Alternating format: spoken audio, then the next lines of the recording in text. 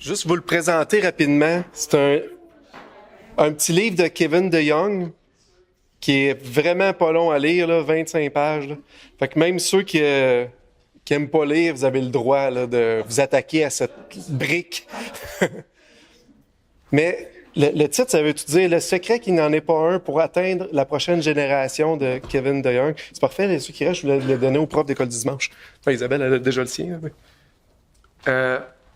Puis, il amène 5 points. C'est hyper simple. Hein, le secret qu'il n'en est pas un, c'est si les gens ne voient pas qu'on a une passion pour Dieu, ça va être dur de communiquer la passion qu'eux, ils l'aient. S'ils ne le voient pas dans les adultes qui les entourent. Puis là, je parle autant pour parents, futurs parents, pour grands-parents, que s'ils ne voient pas en nous cette passion-là pour le Seigneur, ça va être difficile de le transmettre. Voir l'amour en action, de voir la sainteté aussi en action, comment est-ce qu'on prend on lutte contre le péché puis on veut s'éloigner de ça. De voir que la vérité est proclamée sans compromis, pas d'hypocrisie, puis qu'on est émerveillé par Dieu, par qu'est-ce qu'il fait. Fait que c'est simple, c'est la base, mais tu sais, on parle de beaucoup de principes, mais si on met ces principes-là en application dans nos vies, simplement être passionné par le Seigneur, ça va changer pas mal d'affaires. Dans ma lecture cette semaine, je trouvais que ça fitait avec le petit livre. Psaume 71, puis ça fit avec moi qui va avoir la joie de changer aussi de rôle de parent puis commencer le rôle de grand-parent. Mais ça dit, Psaume 71, verset... je vais partir au verset 17. « Ô Dieu, tu m'as instruit dès ma jeunesse, et jusqu'à présent, j'annonce tes merveilles. Ne m'abandonne pas, ô Dieu, même dans la blanche vieillesse, afin que j'annonce ta force à la génération présente, ta puissance à la génération future. » Puis ça, c'est une prière qui fait « Ne m'abandonne pas parce que je veux encore annoncer ta force puis ta puissance à la génération qui est là puis à la prochaine qui s'en vient. » Bon, j'aurais dû faire ma sieste, moi aussi. J'étais émotif. Mais on a un bon Père Céleste. On va prier. Père, on te doit tout. Merci pour l'amour que tu nous as donné. Merci d'avoir sacrifié ton plus précieux pour nous. D'avoir donné un exemple parfait en Jésus, Seigneur, et même en toi comme Père. Merci de nous aimer tant. Qu'on puisse être rempli de cet amour, rempli de ton esprit, Seigneur, que ça puisse déborder autour dans nos familles, dans les jeunes qu'on côtoie, la génération qui grandit, les enfants, Seigneur, de cette assemblée, nos enfants, et que les gens puissent voir ta grandeur, tes merveilles au travers de ce que tu fais dans nos vies. Merci pour ta parole, le temps qu'on passe ensemble. Au nom de Jésus, Amen. Façonner le cœur de l'enfant, conseil pratique pour des parents. Fait que ça va être beaucoup pratique, la partie qu'on va voir présentement. Puis, j'ai pris ça de ce livre-là qui s'appelle « Training the Child's Art, Practical Hints for Christian Parents », qui est écrit par Henry Clay Trumbull. Puis là, ce livre-là a été écrit en 1891. Fait que ça fait 135 ans. Je l'ai trouvé excellent. En fait, je l'ai pas lu. Je l'ai écouté 2 fois parce qu'il est sur Scroll Reader sur YouTube, là, qu'il y a plusieurs livres chrétiens qui n'ont plus de droits d'auteur, là, qui sont là. Il y en a des tonnes, puis c'est des excellents livres là, en passant. Puis j'ai pu l'écouter audio. Je l'ai écouté 2 fois. C'est 4 heures, je pense. Pas deux fois mais... Puis il y avait tellement de bons stocks puis de bonnes affaires là-dessus. Puis je vous encourage, ceux qui comprennent l'anglais, malheureusement, mais de l'écouter. C'est sûr qu'il ne parlera pas de téléphone, puis de tablette, puis d'Internet, hein, 1891, mais il y a des vraiment bons principes. Fait que c'est là-dessus que je me suis basé pour beaucoup des choses qu'on va regarder cet après-midi. J'avais 2 avertissements à donner avant de commencer. Il va y avoir plusieurs exemples dans la présentation. Puis c'est des exemples généraux. Ça vise personne en particulier. Ceux qui ont élevé déjà leurs enfants ou qui en élèvent, ceux qui s'en viennent. C'est souvent des choses qu'on a vécues dans notre famille. Fait que faut les prendre comme des guides. puis exercer notre jugement, parce qu'il n'y aura pas une famille pareille, il n'y aura pas un enfant pareil. Puis je pense qu'on est tous conscients de ça, puis appliquer la sagesse que Dieu nous donne dans ça. Mon deuxième avertissement, c'est ce que j'appelle notre cercle de responsabilité. Puis tu sais, le titre, c'est « Façonner le cœur de l'enfant ». Mais on doit bien comprendre que c'est pas nous autres, le Saint-Esprit, puis que c'est Dieu qui, ultimement, peut transformer les cœurs puis changer les cœurs. C'est une phrase qu'on a entendue, nous, dans des moments plus difficiles, puis qu'on aurait donc bien voulu que nos enfants agissent autrement. Mais c'est ça, c'est le Seigneur qui fait la transformation. Fait que on fait ce qu'on a à faire. Puis là, je vais dire ce que j'ai entendu au dîner. Benjamin, Luc, ma femme me l'a répété. Prions. Prions pour nos enfants. C'est Dieu qui peut agir. C'est lui qui va agir au travers de nous. On est ses outils dans ses mains. On est l'extension de son bras pour bénir les enfants qu'il nous a donnés, ses enfants qui nous donnent. Ça, c'est une affaire qu'on a vécue. Hein? Dieu il aime mieux nos enfants que nous-mêmes. Il les aime mieux que nous-mêmes. Fait que faut pas douter de ça. Que c'était mes deux avertissements. Là. C'est juste je vais parler beaucoup de façonner puis tout, puis ça va peut-être nous mettre une pression, mais on le fait avec le Seigneur. Puis on le fait pour le Seigneur, puis lui, il va faire l'œuvre qu'il a à faire dans leur cœur. Proverbe 22:6, « Instruis l'enfant selon la voie qu'il doit suivre, et quand il sera vieux, il ne s'en détournera pas. » On a entendu parler, j'en reparlerai pas plus. Il y a un message sur Internet, là, notre site de l'Église sur YouTube. J'ai prêché là-dessus un message complet. Fait que si vous allez le voir, là, ça dure peut-être 40 minutes, là, 40-45 minutes. Mais oui, c'est hyper important. Monsieur Roy en a reparlé, je pense Luc aussi, il l'avait dans ses versets. Plus sûr, là, mais je vais juste mentionner que nos enfants, leur comportement puis leurs personnes sont pas figés dans là comme ils sont, puis ils sont pas figés dans le temps non plus. Ils vont rester modelables, façonnables. Fait que des fois, peut-être que des gens ont des enfants plus durs, vous allez peut-être avoir des enfants plus durs. Sachez que le Seigneur travaille, puis les modèles, puis les façonne. Ils sont pas figés comme ils sont. Puis on a une part là-dedans, une responsabilité, puis on peut les former à l'honnêteté, à la modestie, la politesse, la maîtrise de soi, responsabilité, douceur. On peut les former à réfléchir à la logique. On peut faire ça. Ils sont pas figés, et c'est notre part que le Seigneur nous donne. Puis on est heureux de pouvoir le faire. Je vais employer des termes là, quand je vais parler. Des fois, je vais parler éduquer, enseigner, former, instruire, en voulant parler de façonner. Puis ça va tout tourner un petit peu autour de la même chose, mais ils ont des distinctions, puis je trouvais ça intéressant de les faire. Quand on parle de le premier qui est éduquer, on parle plutôt de savoir-être, l'idée de personnalité, de caractère, transmettre des valeurs, des comportements, le respect, la politesse, le partage. Ça, c'est le terme plus précis, éduquer. Après ça, j'ai combiné enseigner puis instruire, c'est plus le savoir. Là, c'est vraiment la connaissance, une méthode de travail, acquérir des savoirs théoriques, la Bible, apprendre des versets qu'on a dit tantôt, connaître les histoires bibliques, connaître l'Évangile, mathématiques, l'histoire, le langage, c'est des choses que on apprend, on n'est pas, on les connaît pas, ça va nous être enseigné. Fait que c'est une des parts que le Seigneur nous donne dans le façonnement de l'enfant. Puis il y a une partie formée qui va être le savoir-faire, plus pragmatique, utilitaire, quelque chose, développer des habiletés, inculquer des compétences qui sont peut-être plus techniques pour des tâches précises. Puis là, il n'y aura pas un enfant qui va avoir les mêmes compétences là-dedans, plus que d'autres, mais c'est important de leur montrer à mettre en pratique la théorie pour qu'ils puissent être débrouillards dans quelques domaines, peut-être pas toutes, là, on pourrait pas être bon dans tout. Moi, même si tu essaies de m'inculquer, me former dans la musique, je vais atteindre vite un plateau. Mais pour d'autres qui vont être bons, mais ils vont être capables de développer ça puis devenir débrouillards puis bon. Fait que c'est toutes des tâches que le Seigneur nous confie pour le développement de notre enfant. J'avais des exemples pour bien utiliser ces mots-là. Exemple que je donne, on va enseigner, dans le fond, on va montrer un savoir, des nouveaux mots à nos enfants. Je vois plusieurs jeunes parents, là, ou même, là, t'enseignes un nouveau mot, qu'est-ce qu'il veut dire?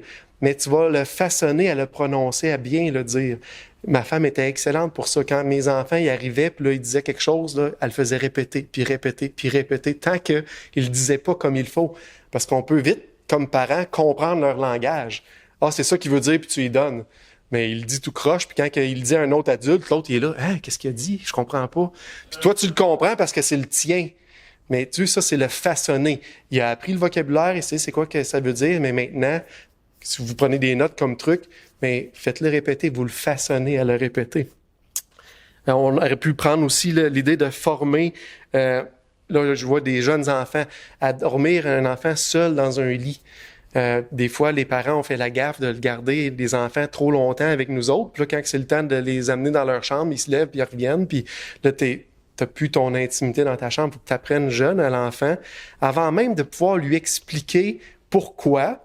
Faut qu'il comprenne déjà qu'il est capable de dormir seul dans un lit puis il n'y a pas de problème. Mes parents m'ont pas abandonné puis tout ça. Encore une fois, je vais prendre un exemple, puis là, il n'y a pas une famille pareille, pas un parent pareil. Mais nous autres, à partir de 4 mois, les enfants étaient rendus au sous-sol, dans leur couchette. Puis c'était dur au début, on le couchait, on s'assurait que tout était là, il avait bien mangé, bien bu, la couche est propre, puis on fermait la porte. Le premier soir, c'était long, là. Il pleurait à s'épuiser. Le deuxième soir, ça rapetissait. Le troisième soir, c'était 5 minutes, puis après, il avait appris. Il avait été façonné à ça. Il n'avait pas été éduqué ou instruit, là. Il a aucune notion, il est trop jeune pour ça. Mais on est capable déjà, à un jeune âge, de façonner l'enfant. Puis plus tard, il va savoir, il peut se lever, puis les enfants se levaient des fois, ils faisaient un cauchemar, puis ils venaient nous rejoindre. On ne barrait pas à la porte. Mais il avait appris à dormir dans un lit, puis ça, on les avait façonnés comme ça. Vous voyez un petit peu l'idée, on éduque nos enfants. L'éducation, c'est plus le savoir-être, dire merci. Une des façons qu'on faisait, c'est quand on donnait quelque chose, il prenait, mais là, s'il disait pas merci, on le disait « Oh, merci ». Là, il apprenait à dire merci. Puis quand il nous remerciait, ben on disait de rien. On renvoie la politesse. On montre par l'exemple comment agir. Fait que ça, c'est une façon de former le caractère de la personne. C'est pas naturel à un enfant de dire merci. Tu lui donnes un bonbon, il est content, il a eu son bonbon, pouf, la joie est déjà dans le plafond. Il pense pas à ça. Mais tu l'arrêtes, OK, quand je te donne quelque chose, tu es content, tu es reconnaissant, dis merci. Hein? Fait que c'est des choses très pratiques à apprendre, mais c'est juste pour discerner les 3 mots, éduquer, former, enseigner. Mais je vais les prendre mélangés tout le long. Fait que c'était pour la première fois. Où qu'on commence dans ça? Où commencer?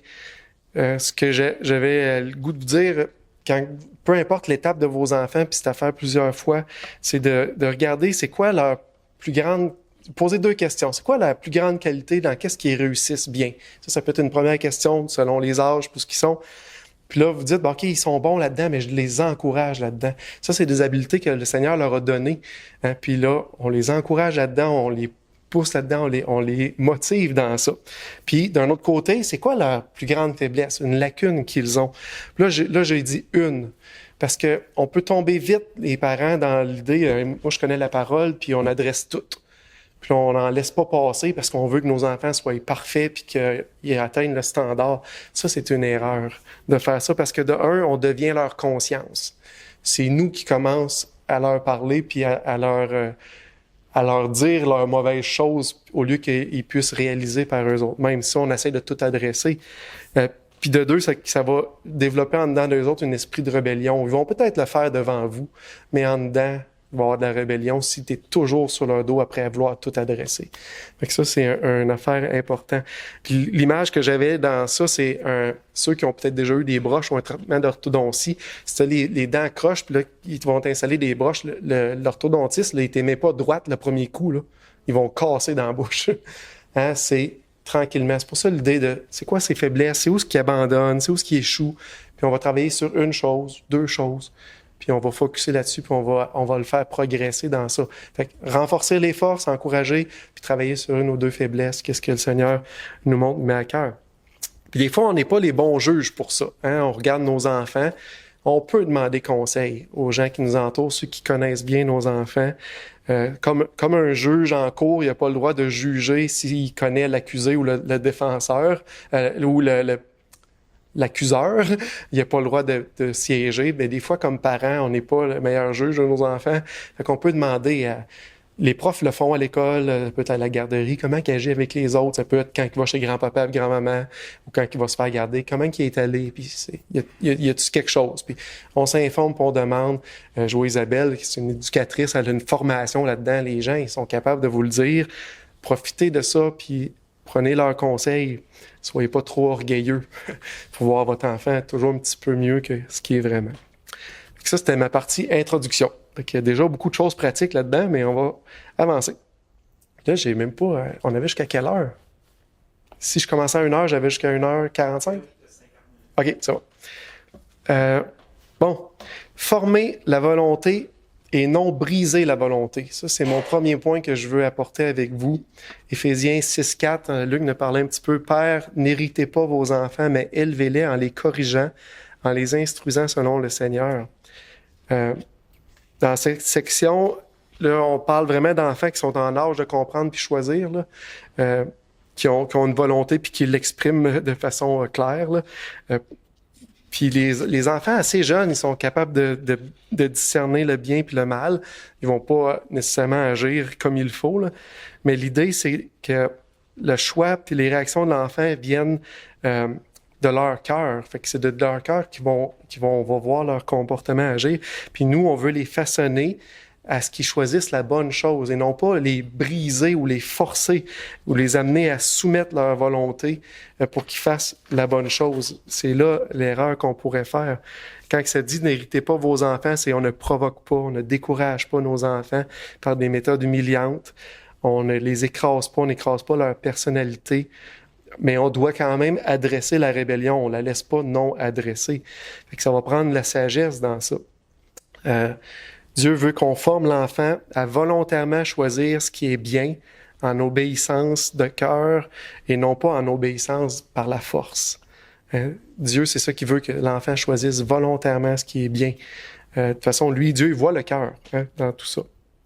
Lorsque l'enfant choisit ce qui est bon parce qu'il voit ce qui est bon puis qu'il s'y soumet, ça devient excellent. C'est le cœur de Dieu même dans l'éducation, puis c'est comme ça qu'il l'a fait avec son peuple. Puis j'aurais aimé ça, lire un passage avec vous dans Deutéronome, mais ce qu'il faut savoir, c'est que Dieu avait instruit son peuple, il avait donné les lois dans Exode, Lévitique, Nombre, puis même avant qu'il rentre dans la terre promise, quand c'était l'autre génération, il a répété ces choses-là. Puis à la fin, Dieu, il dit ça comme mot. Il dit « J'en prends aujourd'hui à témoin contre vous le ciel et la terre. J'ai mis devant toi la vie et la mort, la bénédiction et la malédiction.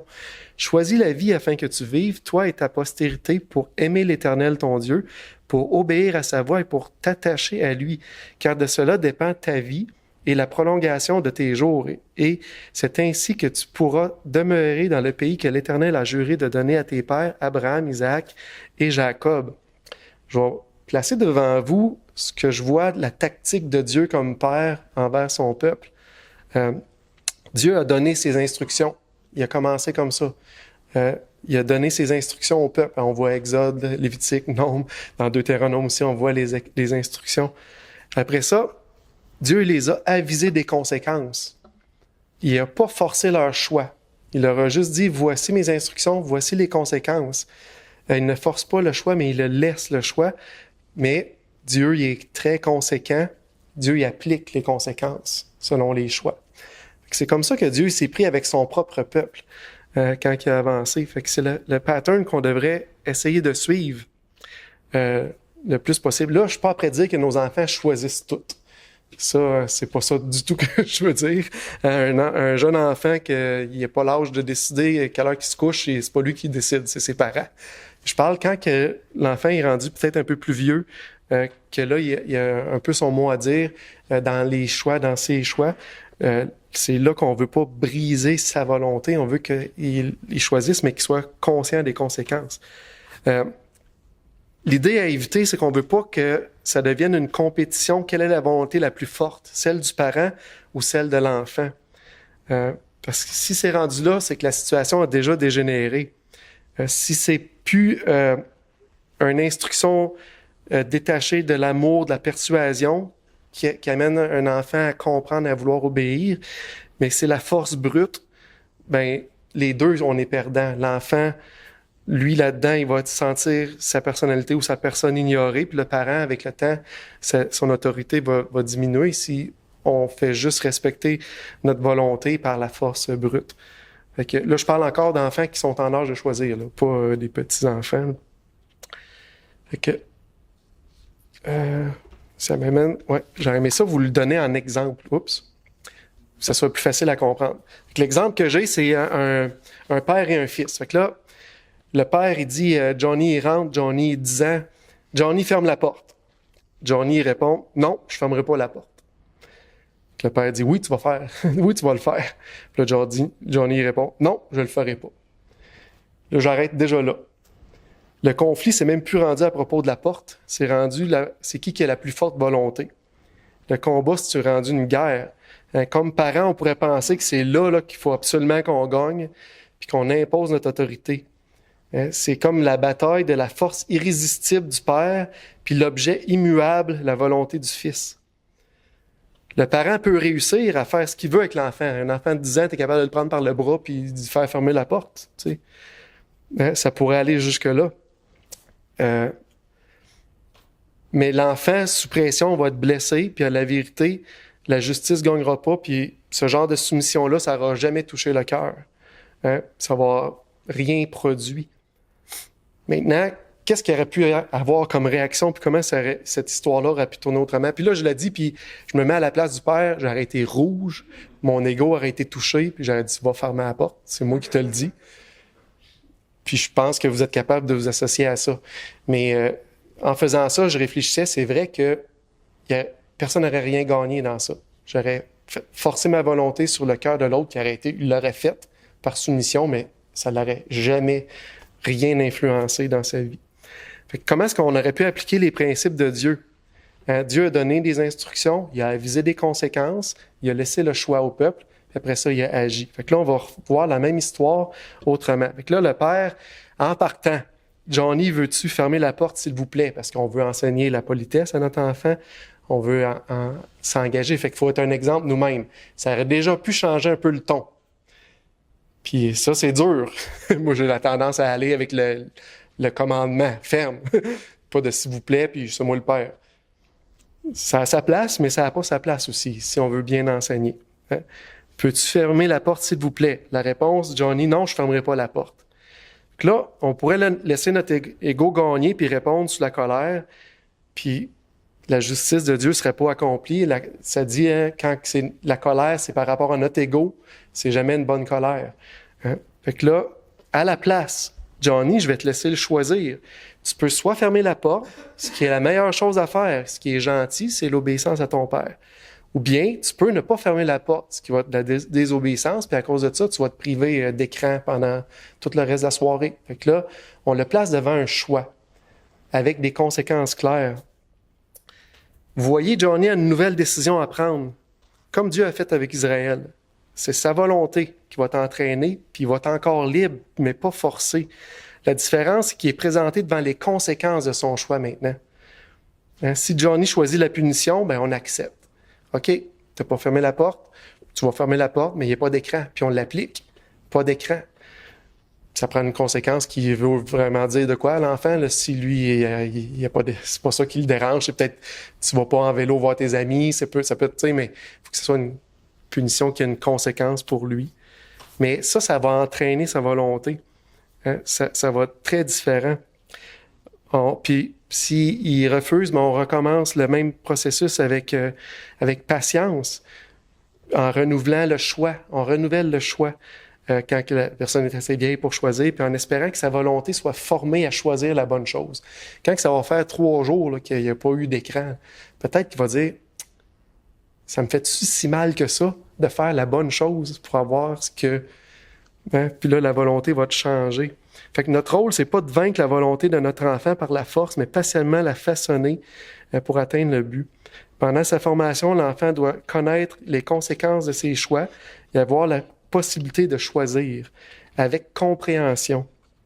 Fait que, il y a une place pour les conséquences et les punitions dans le façonnage, puis il faut le faire. Il faut juste qu'on ne brise pas la volonté de l'enfant. On le fait. J'espère que je suis clair dans ce que je voulais amener, parce que c'est pas un réflexe. Je vais juste dire, c'est pas un réflexe, parce que sur le coup, comme parent, on pense pas à façonner, on pense à « obéis-moi ». C'est notre ego qui est touché, malheureusement. Mais placer les enfants devant leur choix pour que ça puisse vraiment former leur cœur, c'est très important. Prochain point. Les choses importantes en premier, je ne vais pas m'attarder plus longtemps que ça, je vais juste lire le verset, Luc en a parlé. Luc lui disait, on fait pas toujours ce qu'on veut, je fais pas toujours ce que je veux, mais il faut faire ce qu'il faut faire. Mais moi, ma phrase à mes enfants, Mathieu, il a le sourire d'en face, je leur ai répété, je sais pas comment, des dizaines, des centaines de fois, on fait les choses importantes en premier. Les devoirs avant d'aller jouer, on fait notre petite tâche qu'on vous a confiée avant de faire d'autres choses. Lamentation 3.27, il est bon pour l'homme de porter le joug dans sa jeunesse. Nous autres, on n'a pas été très sévères sur les tâches, puis il y en avait beaucoup, mais ça prend des tâches adaptées à l'âge de l'enfant, puis il faut qu'il les fasse sans chialer. C'est juste qu'ils apprennent à les faire. Ce que j'apprécie de mes enfants, on n'en a pas demandé beaucoup, mais à chaque fois qu'on demandait, c'était fait sans rouspétage ou chiolage. Mais il faut que ça s'apprenne. Des choses importantes en premier. Les meilleures personnes pour le montrer, c'est nous autres, en étant des exemples. Oui. Fait que si tu dis, toi, t'es après jouer à l'ordi, puis t'as commencé à gamer, mais le repas est pas fini, le tas de vaisselle, il est là, le linge traîne partout. Puis tu dis à ton enfant, fais tes affaires importantes en premier, t'as peut-être manqué. Hein? Puis c'est Benjamin qui disait, quand il y a beaucoup de choses qu'il faut travailler sur nous-mêmes. Oui, c'est vrai, il y a beaucoup de choses qu'on doit travailler sur nous-mêmes en premier, mais c'est ça. Chose importante en premier, nous-mêmes en premier. Apprendre à dire non, ça aussi, c'est hyper important. J'ai marqué, le cœur est tortueux par-dessus tout, il est méchant, qui peut le connaître? C'est pas vrai que vos enfants veulent juste des bonnes choses. Fait qu'il faut apprendre à dire non. J'avais marqué dans mes notes, il n'y a rien sur cette terre qui va éteindre les désirs de notre cœur. Notre cœur, il est, comme ça dit, il est tortueux, il va toujours vouloir. Toujours vouloir. Des fois, des bonnes choses, souvent des mauvaises choses. Fait que c'est pas vrai qu'on faut alimenter ça avec notre enfant. Ça fait des enfants rois, des enfants qui ont eu tout ce qu'ils voulaient. Faut faire attention si on a un enfant unique. Déjà, le jour qu'on a un deuxième enfant, le premier, il apprend un peu, mais quand il y a un enfant unique, il faut faire encore doublement attention parce que notre focus il est beaucoup sur lui, de pas tout donner ce qu'il peut penser ou vouloir. Ça devient très désagréable. J'ai pris comme référence Salomon qui, un jour dans sa vie, s'est permis tout ce qu'il voulait. J'ai dit dans mon cœur, allons, je t'éprouverai par la joie et tu goûteras le bonheur. Et voici, encore là, une vanité. Fait que même Salomon, il ne s'est pas privé de rien, puis il a trouvé à la fin de sa vie que c'est une vanité. C'est en effet une grande source de gain que la piété avec le contentement. Apprendre à se contenter, c'est bon, c'est un grand gain que vos enfants apprennent à se contenter de ce qu'ils ont. Ça aussi, ça va être payant pour eux plus tard. C'est difficile si tu as un enfant qui a 100 jouets différents, il joue avec un, il tombe sur un autre, puis il n'y a pas de contentement. C'est toujours la surabondance. L'image qui me venait en tête, quand j'étais jeune, moi, il y avait à la télé, il y avait des personnes en Afrique, des pays pauvres, là, puis là, on voyait des enfants, puis là, ils voulaient qu'on les finance. Là. Il y avait des émissions complètes là-dessus, là, Vision mondiale, puis ouais, c'est ça. Puis là, il y avait à peu près une dizaine d'enfants, 10, 12 enfants, plusieurs âges, là, de 4 à peut-être à 12, 13 ans. Puis leur jouet, là, c'était une roue de vélo vide, là, plus de rayons dedans, là, avec un bâton, puis ils couraient avec ça. Il y avait une roue pour tout le monde, un bâton. Toutes les autres couraient en arrière, puis il y avait le gros sourire, puis ils étaient tellement heureux. Puis là, ils couraient, il y avait un bâton puis une roue vélo vide. Et si mes parents m'avaient donné ça à cet âge-là, ça aurait été la catastrophe, là. Moi, c'était les jeux vidéo, c'était les bébelles, c'était... vous comprenez un petit peu ce que je veux en venir? Hein? Le contentement, être capable d'être heureux, hein, avec qu'est-ce que le Seigneur nous donne, c'est quelque chose qui s'apprend. Puis il faut que les enfants l'apprennent aussi. Fait que tout donner, ça va être une erreur. Même si on veut le faire pour nos enfants. Former l'enfant en s'amusant. Ça, c'était ma partie préférée. Merci Seigneur. Dans la même ordre d'idée que les jouets, hein, l'enfant, il apprend vraiment beaucoup par l'amusement. Puis au début, là, dans leur vie, c'est les parents, leur plus grosse source de jeu puis d'amusement. Puis Puis c'est là qu'on peut avoir un impact vraiment grand, parce que c'est la partie que l'enfant il affectionne le plus, la partie du jeu.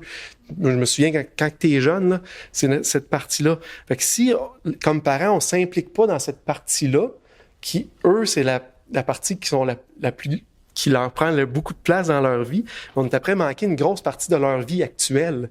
Hein? Fait que c'est vraiment hyper important. Puis moi, je pense à ma famille.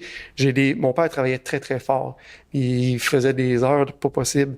Mais j'ai tellement des bons souvenirs que des fois, il revenait et disait, hey, on va aller jouer à la balle. On se lançait à la balle, ou je t'amène à la patinoire, on va aller jouer au hockey, ou il assisait tout le monde autour de la table, il sortait le jeu de cartes ou un jeu de clous, puis on jouait en famille.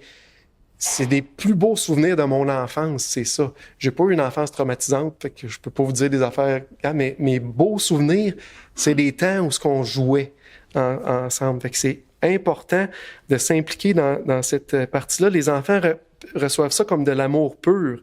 Fait que c'est hyper important. Je l'ai fait beaucoup avec mes enfants, là, Mathieu pourrait le dire. Une erreur que j'ai faite, c'est que des fois, j'imposais mes jeux. C'est moi qui choisissais mon jeu. Luc, il rit, peut-être qu'il a fait pareil. Je leur ai fait jouer à des jeux, des fois peut-être trop compliqués pour leur âge, parce que moi, ça me tentait, mais anyway. Mais le jeu, ça va développer leur caractère. Ça va vraiment développer leur caractère. Ça va leur apprendre à partager. Ça va leur apprendre la coordination, la motricité quand c'est jouer au ballon, jouer des affaires. Ça va les apprendre à se concentrer. Des fois, c'est un petit jeu. On parlait de crib tantôt avec Benjamin. Puis c'est une affaire de mathématiques. Tu fais juste jouer moins longtemps, mais ça leur apprend à se concentrer. Ça leur apprend à faire attention aux autres, à partager. Ça va leur apprendre à gagner, leur apprendre à perdre.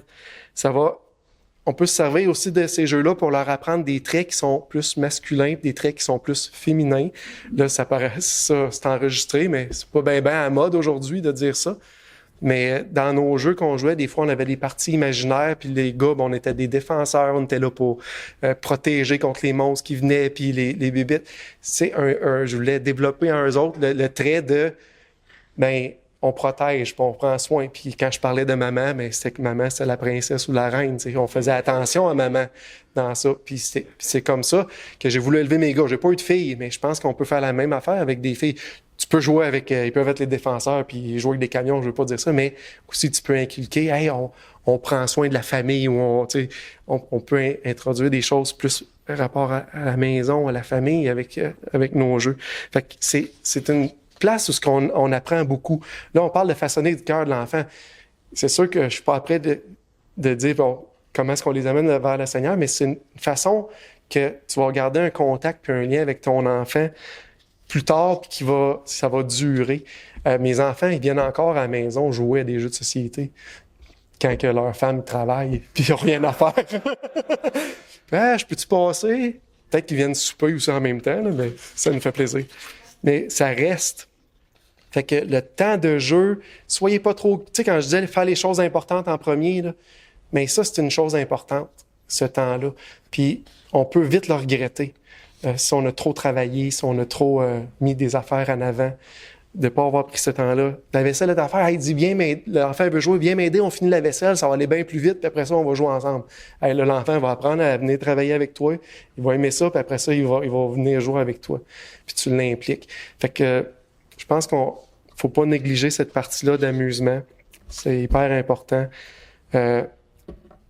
Aussi, l'autre point, ça fait que les enfants collent à la maison plus longtemps. Dans ce sens-là, moi, je me souviens, c'est les amis de la rue qui venaient jouer chez nous. On installait les buts de soccer, puis je jouais avec eux autres, puis les autres amis venaient. Puis mes enfants sont allés jouer ailleurs aussi, là, mais on peut pas les garder toujours dans notre cocon, mais ça fait que les autres, ils viennent, tu peux garder un meilleur contrôle, une meilleure influence sur qui est là, qui est pas là.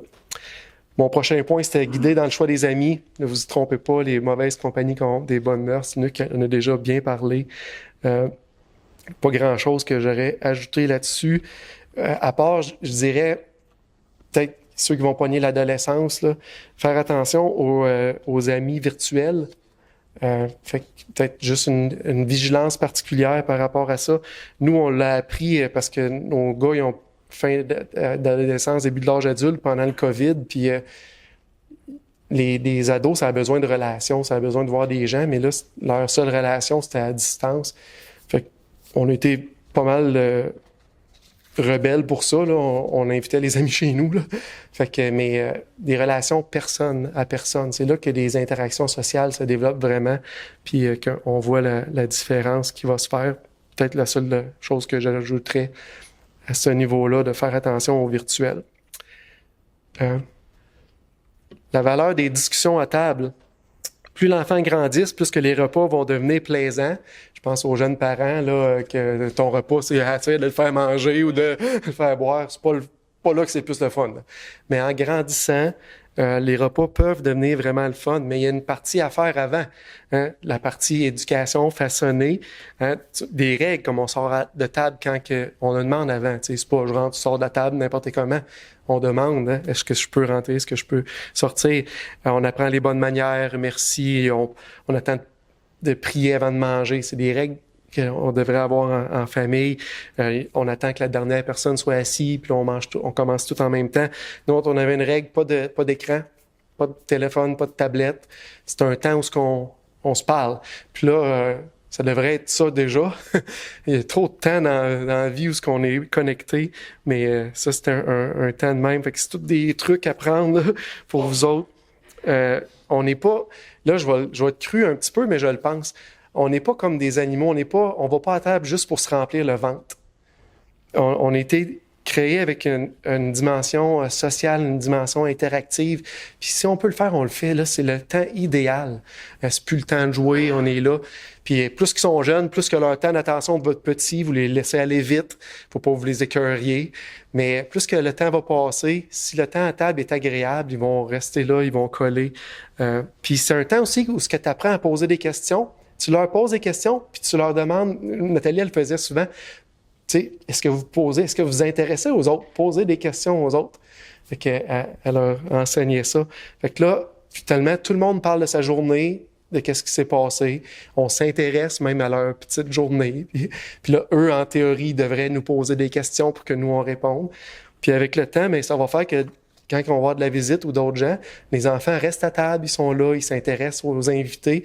Il y a même des enfants que, c'est pas tous les enfants qui sont pareils, mais que les jeunes partent, puis il y en a qui restent parce qu'ils aiment ça être avec les adultes. Puis ils aiment ça développer ça. Il n'y a pas un enfant qui est pareil. Les miens, ils restaient par politesse un certain temps, mais quand on disait OK, là, mais ils le faisaient puis ils s'intéressaient. Fait que c'est quand même intéressant.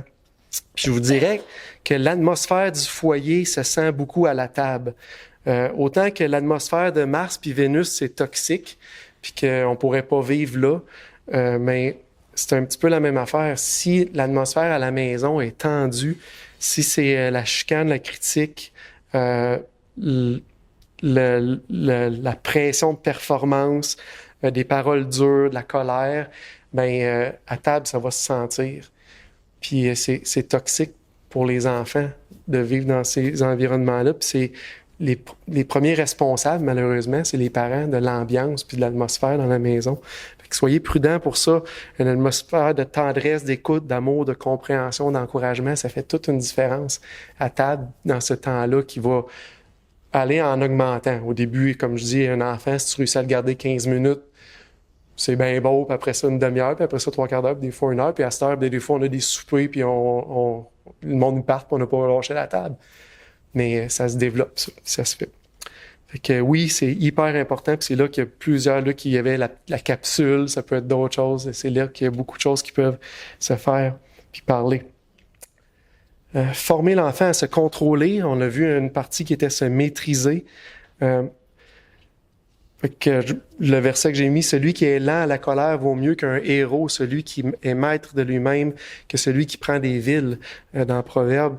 C'est important que l'enfant puisse se maîtriser puis se contrôler le plus tôt possible. Tantôt, Luc l'a parlé par rapport à la sexualité, entre autres, puis avec le monde, comment on est bombardé.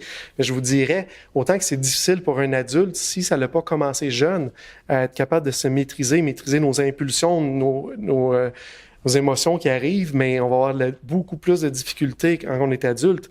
L'enfant doit pas devenir esclave de ses impulsions, mais il doit apprendre à se contrôler. Un enfant peut comprendre très tôt, si on le guide, à contrôler quand il y a de la douleur, quand il y a des pleurs, quand il essaie de contrôler ses paroles, contrôler sa bougeotte, contrôler sa colère. Un enfant peut apprendre ça très tôt. Je vais donner un exemple à la maison. Quand les enfants venaient en chialant et en pleurnichant parce qu'ils n'étaient pas parfaits, « Maman! » Mais quand ils venaient voir maman, parce qu'ils venaient souvent maman, c'est drôle parce que maman, elle refusait tout de suite l'attitude. Puis c'est non, dis-moi-les comme il faut, dis-moi-les sans pleurer, sans pleurnicher. Puis là, Jean, il a fait. Non. Puis là, il fallait qu'il se maîtrise. Puis tant qu'il se maîtrisait pas, il n'y avait pas l'attention de maman. Puis elle l'ignorait pas, là. Puis elle y offrait pas un anane, là. Ah, arrête ta colère, puis si t'arrêtes, je vais te donner quelque chose. Parce que là, ils apprennent à manipuler, ils apprennent pas à se contrôler. Mais juste bien calmement, bien posé, non. Puis très jeune, elle a commencé ça. Puis je pense que ça les a aidés dans leur maîtrise personnelle puis dans leur contrôle. Fait que maman, elle répondait pas en « Rah! » ou papa qui aurait dit « Ah, laisse faire. » Mais maman était sage là-dedans, puis elle les a bien alignés. Fait que prenez ça en note, hein, ça commence jeune. Ils peuvent se maîtriser, ils peuvent se contrôler. Même affaire, ils se sont fait mal, ils ont beaucoup de peine. On les prend, on les console, mais à un bon moment donné, il faut OK, la douleur est passée, tout est correct. Là. Ça a une fin. C'est ça. Que j'avais marqué, un passage que Paul parle pour lui-même, « Je traite durement mon corps, je le tiens assujetti. » Hein, je le maîtrise, je le contrôle, de peur d'être moi-même désapprouvé après avoir prêché aux autres. C'est important qu'ils l'apprennent jeune, puis je pense que ça les aide plus tard quand ils l'ont appris jeune. Je vais aller avoir de la sympathie. Là, j'ai marqué une connexion émotionnelle. Sympathie, empathie, c'est la capacité d'être touché face à l'épreuve d'autrui, éprouver de la compassion, être solidaire, avoir une espèce de connexion émotionnelle. Fait qu'on doit surtout pas être en mode juste devoir, je suis le fournisseur de la famille, je suis comme un tuteur que faut que j'enligne, puis on devient un peu comme un robot. Les enfants, ils veulent qu'on soit dans leur vie. Combien de fois un enfant, il va te voir, il va te dire « Regarde-moi, regarde-moi, regarde-moi » ou un enfant qui dit « Hey, regarde qu'est-ce que j'ai trouvé » ou « Regarde qu'est-ce que je fais » ou « Viens me voir » ou « Je veux te montrer quelque chose ». Ils veulent que tu fasses partie de leur expérience. Ils veulent t'inclure. C'est ça qu'ils veulent, les enfants. Ils veulent que tu sois là. Fait que c'est hyper important de profiter de ces moments-là, d'être proche de nos enfants. Ça va nous donner la possibilité d'atteindre leur cœur puis de les influencer à long terme.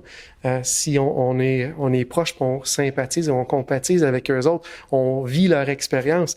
Si on est toujours le parent détaché qui donne les instructions, qui donne la correction, mais qui n'est pas impliqué, ben l'enfant, il va être détaché aussi plus tard. Il n'y aura pas cette connexion-là, ce lien-là. Exemple, plus tard, l'enfant, si on n'a pas eu cette sympathie-là ou qu'on restait proche avec lui, l'enfant plus tard qui fait une erreur, ben au lieu de l'avouer, il va juste pas le dire. Il va le garder pour lui-même parce qu'il n'a jamais été accueilli avec de la chaleur, avec de l'empathie, de la sympathie. Puis là, j'aime mieux pas le faire. Puis ça, c'est un peu la tactique que Satan prend même avec nous autres comme adultes. Hein? Dieu, il veut être proche de nous autres. Dieu, il est dans notre vie, puis il veut s'intégrer, puis il veut être là, puis il veut quand on fait une erreur, qu'on vienne à lui, puis on dit « Hey, Père, j'ai péché, puis je veux me repentir. » Puis Satan dit « Ah, Dieu, il est dur, il est froid, il est externe, il est tellement sain que là, il regarde ça, puis il est dégoûté de toi, puis il te veut plus. Hein? » Tu vois un petit peu l'idée. Dieu, il est empathique à nous. Il accepte pas notre erreur, mais il va jamais nous reprendre durement. Il nous a déjà tout pardonné en Jésus. Puis il veut qu'on vienne à lui. Mais c'est un petit peu l'idée qu'il y a en arrière de ça.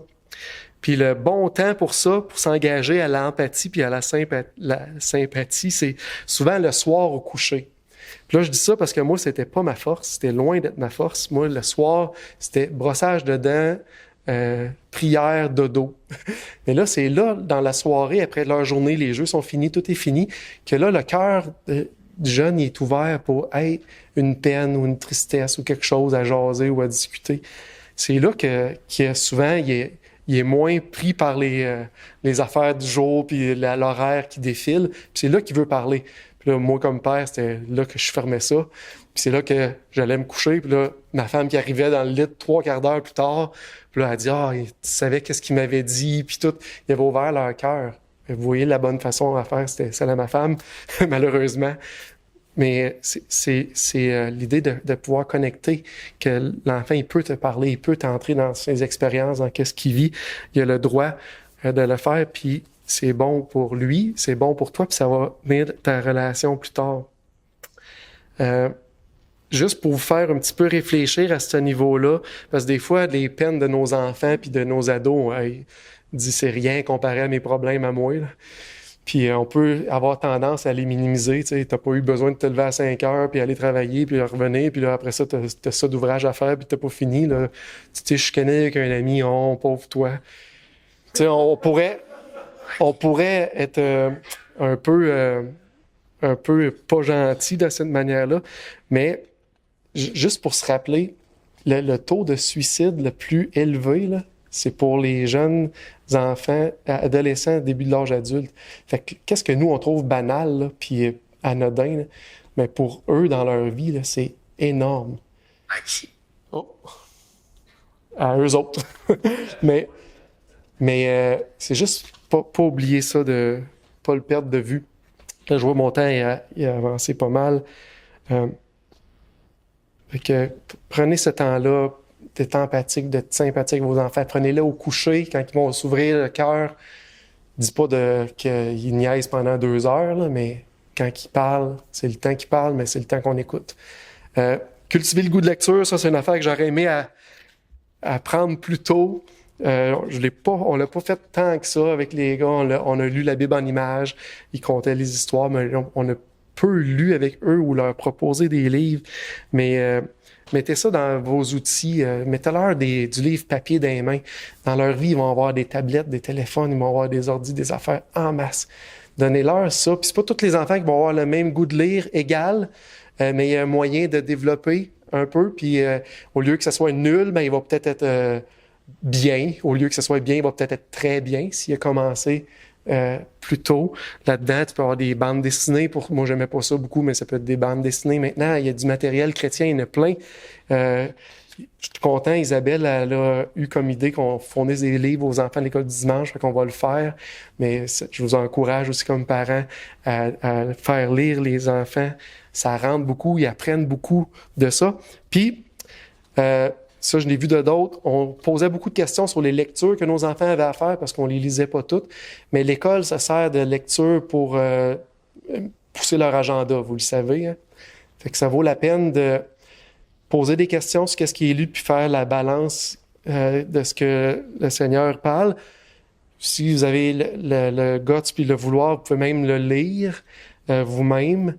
Puis c'est ce qui sera encore mieux, fait que là, vous êtes capable de discuter. Puis des fois, vous êtes peut-être pas capable, puis vous avez des grands-parents qui ont du temps sur eux-mêmes, vous dites « Hey, peux-tu lire ça, mon jeune, il a ça à lire en secondaire 1, là, puis tu m'en parleras ou on en reparlera. » Mais il y a moyen de s'occuper, de donner le goût de lecture tôt. Fait que je trouvais que c'était un truc qui était quand même vraiment intéressant. Dernier truc pour l'Église puis pour la foi. Beaucoup qui a déjà été dit. Je voulais en donner d'autres petits conseils pratiques. Venir à l'église le dimanche, c'est à vrai être un temps joyeux. C'est un temps qu'on met à part pour le Seigneur, pour l'adorer, pour se rappeler son amour. Fait qu'il faut que les enfants voient la joie dans le cœur des parents. Si aller à l'église le dimanche, on se couche toujours tard le samedi, on se lève à la dernière minute, on court comme des malades. Puis on arrive, puis après ça, c'est vite, on repart. Puis les enfants, ils vont comprendre ce qu'ils ont à comprendre sur votre intérêt pour Dieu et sa parole. Fait que faites de ça une occasion joyeuse. Ça peut être, mettez de la musique chrétienne pendant qu'on se prépare, puis une musique plus joyeuse, enjouée que d'habitude. Puis dans l'auto, puis on chante, puis gardez-vous peut-être des activités que vous faites juste le dimanche. Là, vous allez dire que c'est de la manipulation. Ben, je pense qu'il y a une partie qui façonne le cœur, qui démontre vraiment c'est quoi nos priorités. Fait que si oui, vous gardez des choses spéciales pour le dimanche, mais c'est parce que c'est votre priorité, c'est pas parce que vous voulez les manipuler. Des activités spéciales, c'est là que peut-être vous invitez des amis. Après l'église, vous avez d'autres amis avec eux autres. Vous avez de la communion, frères et sœurs. Il faut que ça devienne un moment le fun. Moi, je me souviens qu'il était un temps, j'étais à la mode dans ce temps-là, mais après l'église le dimanche, on allait au Saint-Hubert avec les enfants parce que les enfants avaient des maquillages, des ballons. Puis on se ramassait 4-5 familles de l'église avec les enfants. Il y avait leur clown qui leur faisait des ballons, puis on jasait ensemble, mais c'était des gens de l'église. C'était associé à on va à l'église, c'est une journée spéciale. Fait que c'est pas de les manipuler, c'est vraiment si c'est la réalité dans votre cœur. Fait que ça, c'est un petit truc pour vous autres. Faites-en de quoi de spécial. Dans l'Ancien Testament, c'était une sainte convocation, c'était une journée spéciale, c'est une journée de joie, c'est une journée où que les parents étaient avec les enfants en plus, qui passaient plus de temps ensemble. C'est ça. C'est un petit truc pour vous là-dessus. Puis un petit truc pour la foi que j'ai pris, puis j'ai trouvé ça vraiment intéressant. Je vais finir avec ça. C'est notre responsabilité de bien représenter Dieu à nos enfants. Si Dieu, c'est un Père Noël ou un génie de la lampe, parce qu'on se dit qu'ils sont trop jeunes pour comprendre que Dieu est juste bon puis juste amour, ben ils vont avoir une mauvaise compréhension de Dieu. Fait que, je vais donner un exemple banal. Ben pour un enfant, ils ont une activité dehors le lendemain, fait qu'ils vont prier Seigneur, fait qu'il fasse beau demain. Il fait beau, Dieu m'écoute, Dieu il est bon, il est amour, il me fait confiance. Là, ils vont y faire confiance, mais là, il pleut. Là, mes parents m'avaient dit que Dieu était bon, Dieu était amour, puis là, il pleut. Fait que, en voulant simplifier le message, mais on était prêt mal aligner nos enfants sur qui vraiment est Dieu. Ce qu'il faut comprendre, c'est que Dieu est toujours bon, toujours juste, toujours amour. Il fait toujours ce qui est le mieux, même quand on comprend pas. Un enfant peut comprendre ça. Fait que là, ton enfant va prier pour qu'il fasse beau. S'il fait beau, merci Seigneur. S'il fait pas beau, ben, c'était mieux autrement. Puis il va l'accepter parce que vous allez voir montrer vraiment qui est Dieu. Dieu est bon, est juste, est amour, mais il le sait ce qui est le mieux. Fait que lui, il va pouvoir accepter les choses qui arrivent. Parce qu'un enfant, on a beaucoup de demandes. Comme je disais, nos désirs sont grands puis immenses. Quand tu es jeune, tu voudrais la lune et le monde, mais on se réalise vite qu'on n'a pas la lune et le monde. Mais si les jeunes comprennent vite que c'est pas parce que Dieu est pas bon, pas parce que Dieu est pas amour, mais parce qu'il veut nous enligner à la bonne place, que c'est comme ça va tout changer. Venez avec un petit mot de prière. Seigneur Jésus, accompagne-nous par ton Esprit Saint pour élever nos enfants, les petits-enfants, les jeunes que tu mets sous notre influence, Seigneur, la génération qui s'en vient, qu'on puisse... jusqu'à notre vieillesse, jusqu'à nos cheveux blancs, Seigneur, bien te représenter qui tu es, qu'est-ce que tu as fait, et communiquer ton message de la plus belle façon. Seigneur, merci pour Jésus, et c'est en lui qu'on se confie, au nom de Christ. Amen.